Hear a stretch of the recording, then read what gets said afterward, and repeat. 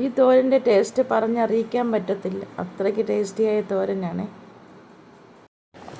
ഇന്ന് നമുക്കൊരു chicken തോരൻ്റെ recipe നോക്കാം. ഹലോ ഗൈസ്, എല്ലാവർക്കും നമസ്കാരം. നമുക്കൊരു പാൻ അടുപ്പിൽ വെച്ച് കൊടുക്കാം. ഒരു 2 സ്പൂൺ വെളിച്ചെണ്ണ ഒഴിച്ച് കൊടുക്കാം.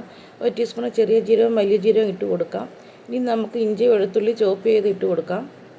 ഇനി നമുക്ക് 3 പച്ചമുളക് ഇട്ട് കൊടുക്കാം. ഇനി ഒരു 15 ചെറുള്ളി അരിഞ്ഞതും കൂടെ ആഡ് ചെയ്ത് കൊടുക്കാം. നന്നായി ഒന്ന് ഇളക്കി കൊടുക്കാം.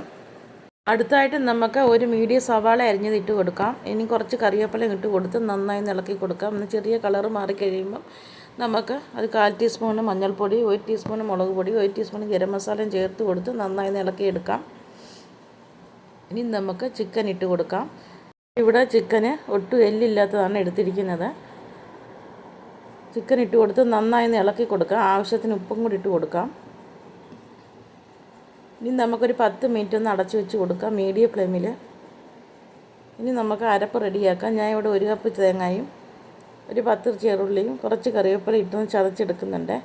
10 മിനിറ്റ് കഴിഞ്ഞ് നമുക്ക് തുറന്ന് നോക്കാം. ഇനി നന്നായി ഒന്ന് ഇളക്കി കൊടുക്കാം. വീണ്ടും 10 മിനിറ്റ് ഒന്ന് നമുക്ക് അടച്ചു വെച്ച് കൊടുക്കാം.